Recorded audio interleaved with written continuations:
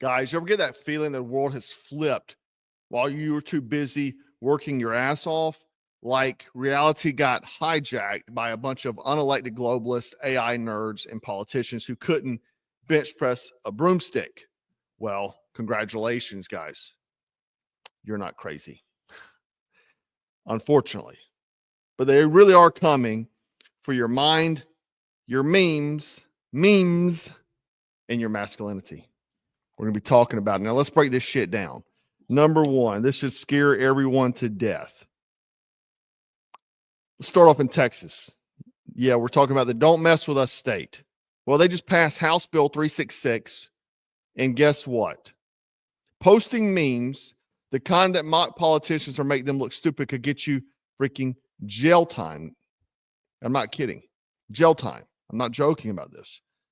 They say it's about AI-generated misinformation, but the language is so vague, so wide-reaching, that your grandmother slaps a Biden sticker on a Minions meme could get her a visit from the freaking thought police. You can get up to 1 year in jail and a $4,000 fine. Now, let me say that again. 1 year in jail for memes. And this came from a Republican, by the way. This came from a Republican. Meanwhile, people rob stores in broad daylight and get released without bail. They're walking out with freaking flat screen TVs. This is clown world math. Think about this. Some kid in his mom's basement posts a meme, a Pepe the Frog, goes to jail. Meanwhile, a dude pistol whips a store clerk, and he's out doing TikToks with an ankle monitor. This is not about deep fakes. It's about deep fear, and they fear you, and they fear how strong the meme war's been. Because memes spread truth, and truth makes tyrants sweat on both sides of the aisle. We've already seen the freaking uniparty at work, ladies and gentlemen. All we've seen since Trump's been president is executive orders. And what we're going to have is up until, and people say we have 3 years. Dude, you have really 2, because like a year and a half. Because when they start running for midterms and then the House or Senate gets flipped, or maybe both, then the Democrats will start pumping laws out, and there'll be a lame duck presidency the rest of the time. So don't get your hopes up on making America great again, because the uniparty's not going to let it happen. Now, next up, let's talk about the World Economic Forum. You know, that global elite club where they wear $5,000 suits and tell you to eat bugs? Well, their latest obsession is reading your mind. Nita Farahany, law professor, WF speaker, and Biden appointee, said on stage, "We can already decode faces you're seeing in your mind, the numbers you're thinking of, and even the decisions you're about to make." You heard of Minority Report? Think about it. They're just not tracking what you click. They want to track what you think. And they call it cognitive transparency. I call it psychological surveillance. Imagine working your job and getting flagged for a non-complaint brainwave, right? Your boss gets a ping. Hey, Bob's thinking about quitting and opening a barbecue food truck. Go fire him. This is beyond Orwell. This is DARPA with a friendly face. And if you think they won't use it to control speech, compliance, or even fate, you haven't been paying attention. They're already talking about using it in schools, on soldiers, on citizens. They say it's for safety, and it's always for safety until it's for your control. Check it out. I'm going to play the video for you so you can see for yourself. Convicted in their belief. And so, to Jack's point about using some of the lie detection technology, particularly for eyewitnesses, not only can we put information in without blowing up your brain, we can put it in and then you can believe it so sincerely that the problem is you can testify to that effect. And in fact, we've seen this in a number of ways. The police were doing lineups where the suggestibility of the information was so strong that people would later identify a person that they'd seen. For example, you show a picture lineup and only one person has on a jacket and nobody else does. And then when you go to the live lineup, because your brain triggered that there was something different about that person, you identify the person who you've just seen, but not realizing that it's because of some difference. And then you've seen them twice, and now you're asked to testify as an eyewitness, and you're so convicted about having seen that person commit the crime, even though that person's utterly innocent, are convicted that it becomes a planted memory. And so there's some really interesting research that we can plant false memories in the brain. And in a different context, one of the emerging areas that's really interesting in law neuroscience is pain detection. And once we understand the circuitries that cause pain, I guess the question is, could we then instill pain and use that in many coercive measures in the legal system as well? So. Wow, that's amazing. Did you want to add anything, Brian?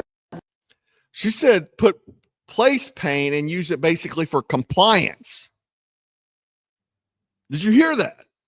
Now, let's keep it moving. China. Let's talk about China. Yeah, that China just released a white paper blaming the United States for creating COVID. That's right. 3 years after the world melted down because of a virus that leaked from Wuhan, they try to say it was from bat, China pulls the Uno reverse card and says, actually, no, it wasn't us. The U.S. did it. They did it. Never mind the bat soup lies. Never mind the labs in Wuhan. Never mind the cover-ups and silencing of doctors. Now it's our fault. This is what you call geopolitical gaslighting. The CCP has mastered it. Accuse your enemy of what you did, then act like you're the victim. Wow. And our leaders silent, cowardly, bought and paid for. Let me be clear, this was biological warfare, and no one is paid for it. Not Fauci, not China, not a soul. No one's been brought to the carpet for this, man. They killed economies, small businesses, families, livelihoods. Then said, oops, let's move on. Right? You haven't heard anything. Nobody's been pulled yet. Let's move on. Hell no. It's terrible. It's terrible. This is one thing that really irritates me about the whole situation, is that no one's been brought to justice about this. They're just forget about it, man. Your grandmother died in the hospital alone. You lost your small business. It's okay. Your life savings.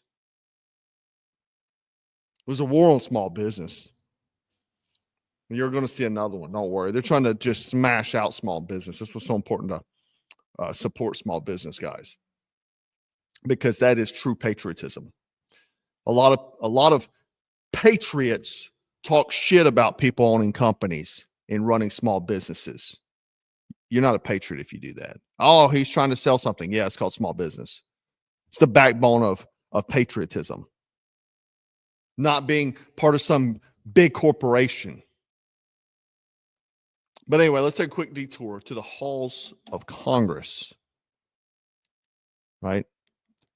Ilhan Omar, remember she said in 2018 that our country should be more fearful of white men. Right? Remember this? Conservatives in particular would say that the rise in Islamophobia is a result not of hate, but of fear, a legitimate fear, they say, of quote-unquote jihadist terrorism, whether it's Fort Hood or San Bernardino or the recent truck attack in New York. What do you say to them? I would say our country should be more fearful of white men across our country, because they are actually causing most of the deaths within this country. And so if fear was the driving force of policies to keep America safe, Americans safe inside of this country, we should be profiling, monitoring, and creating policies to fight the radicalization of white men. Guys, she's still in office. She's still in office, ladies and gentlemen. She hadn't been removed. Even right now, she's still there.